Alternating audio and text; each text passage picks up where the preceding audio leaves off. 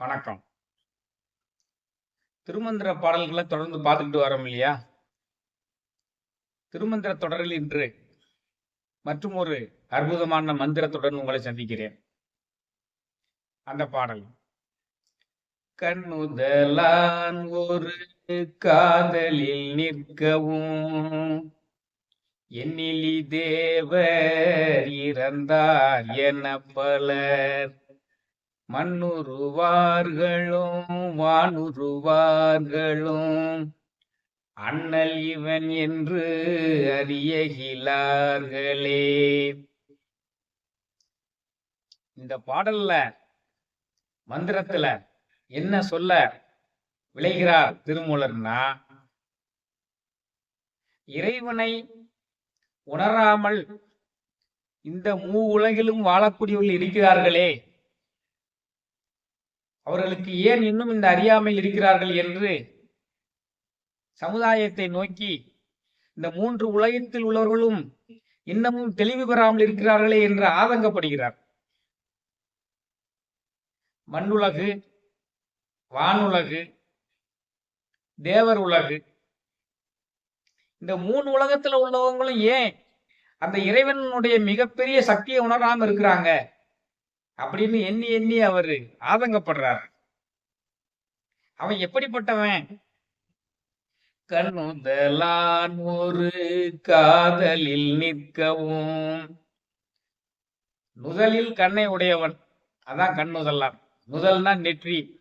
அந்த நெற்றிக்கண்ணை வைத்துக்கொண்டு உலகெங்கிலும் ஞானத்தை பரப்பிக் கொண்டிருக்கக்கூடிய, உலகிற்கே ஞான மூர்த்தியாக விளங்கக்கூடிய அந்த சிவனுடைய அருமை பெருமையை உணர்ந்தும் ஏன் இன்னும் அவனையே தலைவனாக ஏற்றுக்கொண்டு சரணடையாமல் இந்த மூன்று உலகத்திலும் உள்ளவர்கள் இருக்கிறார்கள்?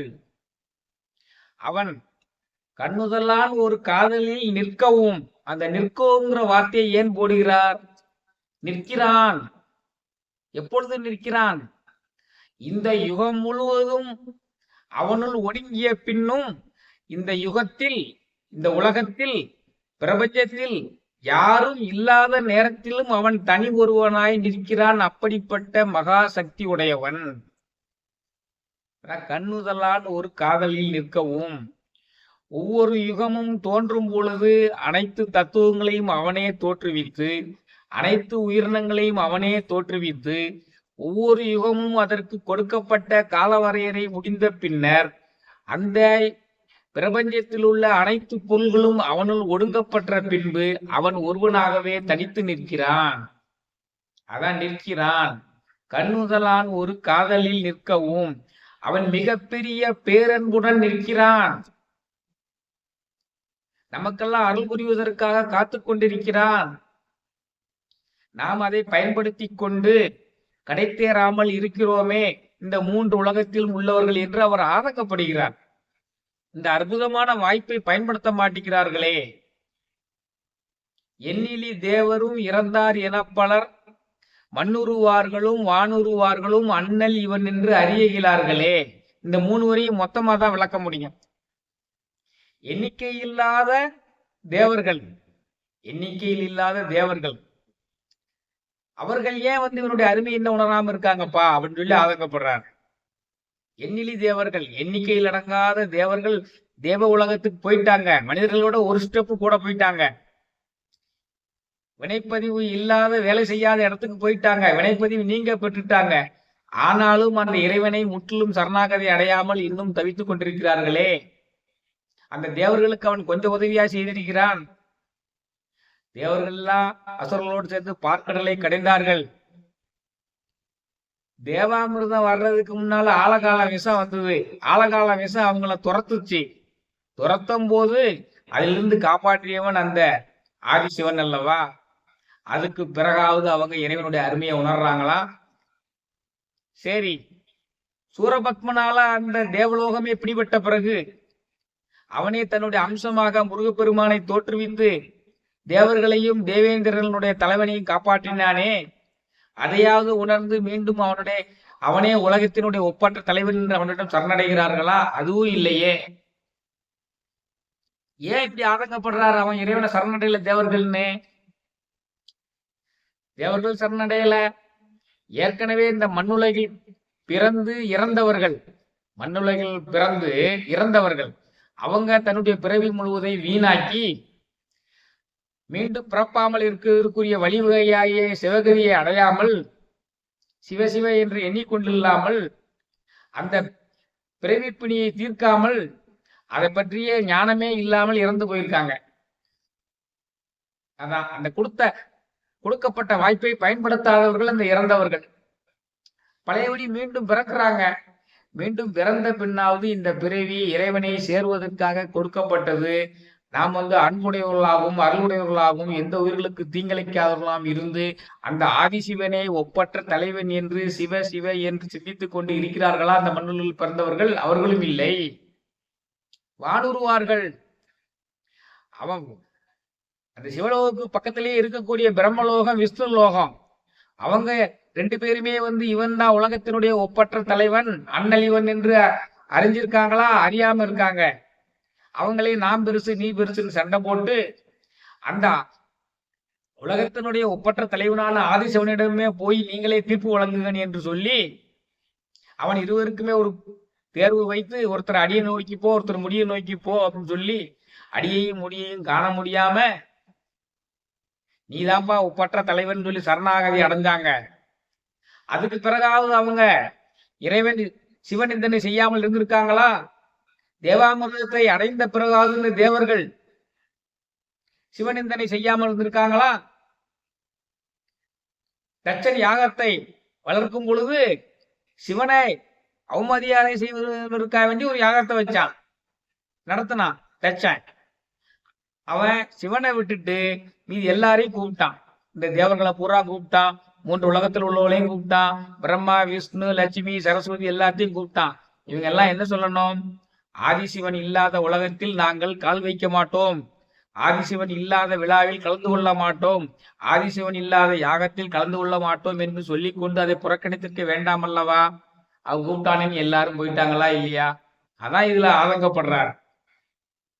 எண்ணிலி தேவரும் இறந்தார் எனப்பலர், மண்ணுருவார்களும் வானுருவார்களும் அண்ணல் இவன் என்று அறியலார்களே.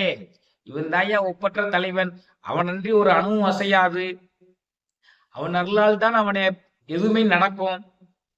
அப்ப அவன் இல்லாமல் செய்யக்கூடிய யாகத்தில் நாம் கலந்து கொள்ளக்கூடாது என்று நினைத்தார்களா? நினைக்கவில்லை. அப்ப இவனுடைய அருமையை உணரவில்லை. அங்கு போய் யாகத்துல கலந்து கொண்டு வீரபத்திரரால் தீராத தாக்குதலுக்கு ஆளானவர்கள் இல்லையா அத்தனை பேருமே. அரி, பிரம்மன், தக்கன், அருக்கன், வருமதி, வாளை, வன்னிநல் இந்திரன், சிரம் முகம் நாசி சிறந்த கை தோல்தான் அறநருள் இன்றி அழிந்த நல்லோரே. அந்த இறைவனுடைய அருமையை உணராமல் இறைவனை அவமதிப்பதற்காக செய்யப்படக்கூடிய யாகத்தில் அனைத்து தேவர்களும் பிரம்மா விஷ்ணு சரஸ்வதி லட்சுமி அனைவருமே கலந்து கொண்டு அரி, பிரம்மன், தக்கன், அருக்கன், சந்திரன், பாலை என்ற சரஸ்வதி, தேவலோக மகளிர்கள், இந்திரன் அனைவருமே போய் சிலர் தங்களுடைய சிரத்தை இழந்தார்கள், சிலர் தங்களுடைய கரத்தை இழந்தார்கள், சிலர் தங்கள் தோலை இழந்தார்கள், சிலர் தங்கள் நாசி இழந்தார்கள், சிலர் தங்கள் கண்ணை இழந்தார்கள். ஏன் இப்படிப்பட்ட நிலை அவர்களுக்கு வருகிறது? அண்ணல் இவன் என்று அறியகிறார்களே.